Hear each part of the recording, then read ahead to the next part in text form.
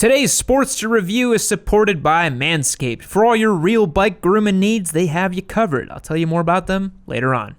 The Sportster is an objectively bad motorcycle. It costs too much, it weighs too much, it doesn't perform, and it's outdated compared to its competition. But subjectively, it's a great motorcycle. It's an icon of American motorcycling, it's drop dead sexy, and it's a modder's dream. Today we're going to find out if the Sportster is really worth it. Stick around for a comprehensive review. So in case you missed it, this was our modern classic giveaway bike. We've actually selected the winner and now we're gonna be figuring out with them when they're gonna get it. But we've got a new modern classic giveaway bike that we're gonna be doing and I'm pretty excited about it. Yeah, unfortunately, I do have to say it is gonna blow this bike out of the water. It's gonna be a lot of fun. You guys probably know what it is, but it's gonna be very exciting. We may have already alluded to it in a past video, but hit the link down below to yammie.co, sign up for that, and it's gonna be pretty awesome. Let's dive into the specs of this Sportster. So here's the hard objective facts about the Sportster's specifications. This is an 883cc 2-valve air-cooled engine making all of 50 horsepower and 54 foot-pounds of torque. Not a big performer. This thing flat base MSRP is about $9,000. The full zoot, if you want ABS, paint, all that kind of cool stuff, is about $11,500. I know, kind of a bad deal. I'm telling you, not a great motorcycle. This motorcycle features a 19-inch front end, a 17-inch rear end, and so that's kind of a wonky tire size if you're looking at performance. It features a belt drive as well, which is kind of old school, a 5-speed gearbox, which is even more old school, and overall, it's kind of hard to make the case for this value for money. You're looking at MT09 for that kind of cast, Gixxis 750, hell, if you even spend a little bit more, you might be able to walk out of a Yamaha dealership with an MT10. So objectively, the specs are a little bit hard to swallow on this machine. Yeah, even I can't make those numbers work new at a dealership. But if you look in the aftermarket, you can get this motorcycle for around $5 grand. And at that price, it's a heck of a lot more appealing. I mean, you get a motorcycle that does all of the bike things. It stops, it goes, it turns. And sure, you're not gonna smoke your buddies off the line or really hang with them in a corner, but hey, you don't get a Harley for the performance, right? You get it for the looks and how it feels to ride. On the question of authenticity, it's a difficult case to make for the Sportster when something like the Bonneville is readily available. You look at this bike, it's got a 5-speed gearbox, it's got a right-hand chain, it's got all these cool heritage features, but it still rides like a modern motorcycle. It's got a Brembo front disc, really nice liquid-cooled engine. So when it comes to a heritage motorcycle, I have a hard time making the case for the Sportster over there as an objectively good choice. Now, authenticity is a matter of taste. This motorcycle, to me, is the most authentic motorcycle you can buy today. First rolled out of the factory in 1957, and it's basically the same motorcycle. It got a new engine in 1987 when it went from the Ironhead to the Evo, and it got ABS and traction control and fuel injection throughout the years. But beyond that, this is still a pure, raw, authentic, old school motorcycle. It's air-cooled, it's got push rods, it's got all of the things that you would expect from a motorcycle from 30 years ago, because it kind of is. There is no fancy computer on here, there's no IMU, there's nothing between you and the bike when you're out on the open road except for maybe a set of studded leather chaps. Now, you might not like it when I say it, but this is the only true Harley Davidson that still exists out there today.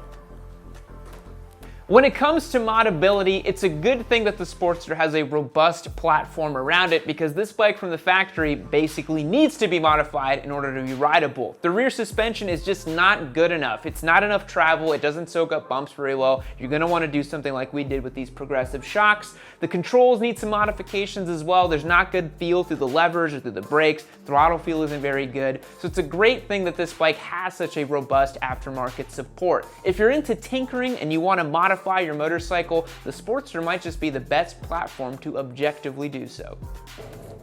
Now, subjectively, the Sportster is basically the best motorcycle to buy if you want to learn to modify and tinker with your motorcycle. Basically, entire industries have been created around this motorcycle because everybody knows that when you buy a Sportster from Harley Davidson, it's basically just a set of wheels and handlebars you're just gonna throw in the trash. So what's the point of putting fancy stuff on here?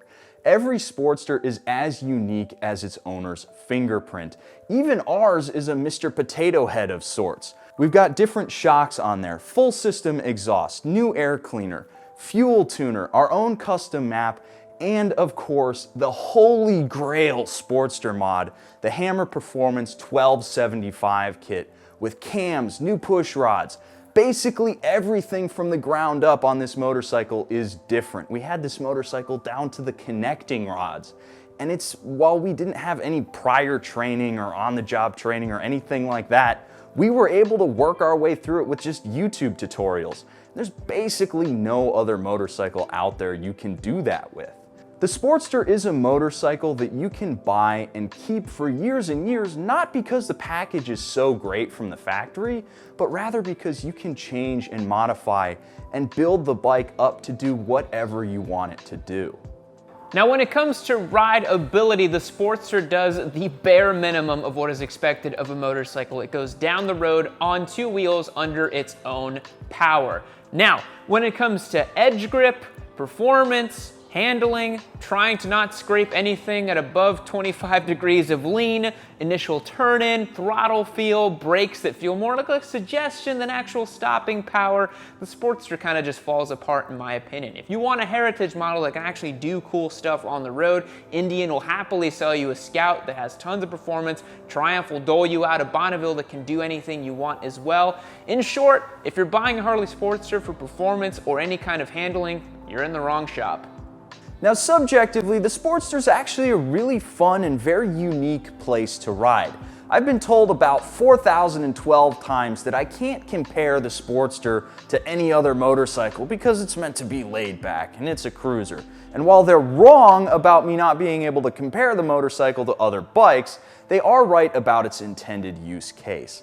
The Sportster isn't about going fast in a straight line. It's not about going fast in a corner. Heck, it's not even about going slow in a corner. The Sportster feels best when you're cruising down the main street of your town at about 40 miles an hour with one hand on the throttle and the other on your hip. You just feel really cool when you're trundling along on this motorcycle, and it really encourages that kind of riding. There's one spot in the rev range where everything else kind of smooths out and the bike feels happy, and on either side, it shakes and vibrates and it'll shake your eyeballs out of your head. And even when you put a crazy set of heads or some wild cams in this bike like we have, it's not exactly rev happy. You just want to cruise, keep it easy, just chill out and relax and enjoy the ride. When you buy a Harley Davidson, you are buying into the lifestyle, whether you like it or not. Harley's made a bit of a Faustian bargain over the years with this individualistic, very macho man thing that they really peddled for a couple years, but the world has kind of left them behind, and it's weird how their bikes kind of reflect that too. When you have a Harley Davidson, there is a certain perception about you, no doubt about it. Now, that can be good, that can be bad, depending on the circles you run with, but a Harley Davidson is who you are. Unlike European bikes or Japanese motorcycles, those bikes just don't really have the same kind of lifestyle commandments that a Harley Davidson does. Now, Harley Davidson might be the most successful t-shirt company that also sells motorcycles, but when you own one of these bikes, you are required to drink a little bit of the Kool-Aid. Now I'm going to take a moment to talk to you about your ball sack. It's that time of the video. Once again, you don't have to live like a Harley pirate. You can get yourself the Manscaped Lawnmower 3.0 and get yourself all trimmed up. 8 in 10 partners prefer that you are nice and trimmed and clean. Manscaped has you covered with all kinds of products. They got ball wipes, ball shavers, nose hair trimmers, the weed whacker, all kinds of great stuff for you to use. We use it here. I use it on all my employees. It's such a healthcare violation and a HR violation, but I still do it. Look at it go. It's amazing. Check it out in the description below. They've been a long-time supporter of the channel. Use the code Yammie for 20% off your order by clicking the link down below. Now let's wrap up this discussion on the Harley Sportster. Now, while it's true that there can be a little bit of a stigma towards Harley Davidson and its community, most Harley riders really just like their bikes and enjoy riding them. they're normally just normal human beings. And I can say that as a previous owner of 2 different Harley Davidsons. When you go out and buy a new Harley Davidson and you see your bike sitting there out of the dealership, gleaming in the sunlight, it's a really special experience, especially since you're carrying that little Harley's owner group tin. The community itself can be kind of inspiring too. Everybody recognizes a Harley Davidson. And if you say that you bought a Harley Davidson, everybody knows that you're on an expensive status symbol motorcycle.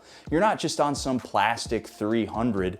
When you get this as a starter bike, it feels solid, and I don't want to say the words real bike, but it's true. It's a bike that's made out of solid components. It clangs because it's made out of metal. It's a real solid motorcycle that you own and can feel really proud riding it around. So wrapping this up today, who should get this motorcycle? Well, objectively, no one. It's kind of a bad bike and I really wouldn't recommend it. Where did you get that hat? I've just had it on the whole time. Okay, that's all right. Well, now subjectively, this motorcycle is for anybody who wants to get in, start modding their motorcycle, the aspiring tinkerer, or someone who wants a beginner bike that feels more substantial than your average 300. As Shade Tree Surgeon would say, this is an heirloom motorcycle. It's one you can keep for the rest of your life and pass it down. If anything breaks, you can fix it by hitting it with a hammer. We've proven that one pretty well. And you know what? It's the purest form of American motorcycling out there. And no matter what you say, it's the best Harley you can get. 15 minutes later. Oh, hey, you're still here. I can't believe you made it to the end of the video. Not many people do. Just for you, I have a little treat. Hit this link over here. Check out the next video on the Yammie Noob catalog. What's gonna happen in it? I don't really know. Maybe there's a boost in it. Maybe there's some cool wheelies. Maybe there's some fun memes. Probably. Who can say?